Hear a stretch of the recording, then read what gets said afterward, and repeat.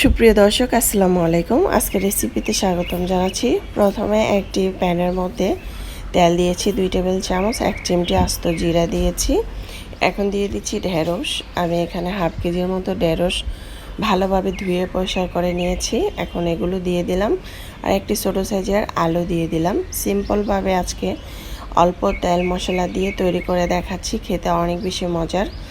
আর ঢাকনা দিয়ে ঢেকে রেখেছিলাম প্রায় 2 থেকে 3 মিনিট। 3 মিনিট পর চলে আসলাম। ঢেঁড়সটা কিন্তু অনেকটা ভাজা ভাজা হয়েছে। এ পর্যায়ে চাইলে ঢেঁড়সটা উঠিয়ে মশলা কষাতে পারেন, অথবা আমার মতো এভাবে ঢেঁড়সের উপরে মশলাগুলো দিয়ে দিতে পারেন। এখানে হলুদ, মরিচ, ধনিয়া হাফ চামচ করে দিয়েছি, জিরা হাফ চামচ দিয়েছি, পরিমাণ মতো লবণ দিয়েছি।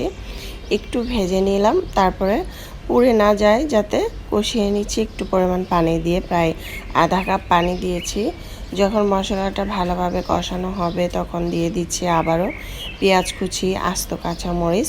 এগুলো আবারও একটু নেড়ে চেড়ে দিয়ে আবার কষিয়ে নেব, যাতে পেনের সাথে লেগে যায় এমনভাবে কষাতে হবে। আর এই তরকারিটা এইভাবে রান্না করলে যারা ঢেঁড়সটা খান না তারাও কিন্তু চেটোপটে খাবে। ঢাকনা দিয়ে ঢেকে রেখেছিলাম, তারপর আবার চলে আসলাম 2 থেকে 3 মিনিট পর। তারপরে দিয়ে দিচ্ছি ভাজা মাছ। আমি এখানে আগে থেকে মাছ ভেজে রেখেছিলাম, সেই মাছগুলো দিয়ে দিলাম। এটা যে কোনো মাছ দিয়ে কিন্তু তৈরি করতে পারেন, তবে আজকে আমি তৈরি করছি তেলাপিয়া মাছ দিয়ে। পানি দিয়ে দিচ্ছি প্রায় 2 থেকে আড়াই কাপের মতো।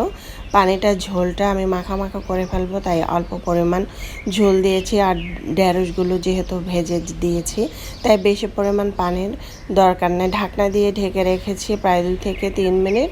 চুলার আঁচ বাড়িয়ে দিয়ে এখন দেখতে পাচ্ছেন ঝোলটা কিন্তু মাখা মাখা হয়ে গিয়েছে। এ পর্যায়ে ধনেপাতা কুচি দিতে পারেন, অথবা ভাজা জিরার গুঁড়া দিতে পারেন। দিয়ে তারপরে চুলার আঁচ বন্ধ করে দিয়েছি। তখন ঝোলটা এরকম টেনে গিয়েছে, দেখতে পাচ্ছেন। মাশাআল্লাহ, একটি বাটিতে পরিবেশন করে নিয়েছি। দেখতে যেমন সুন্দর হয়েছে, খেতেও কিন্তু আলহামদুলিল্লাহ।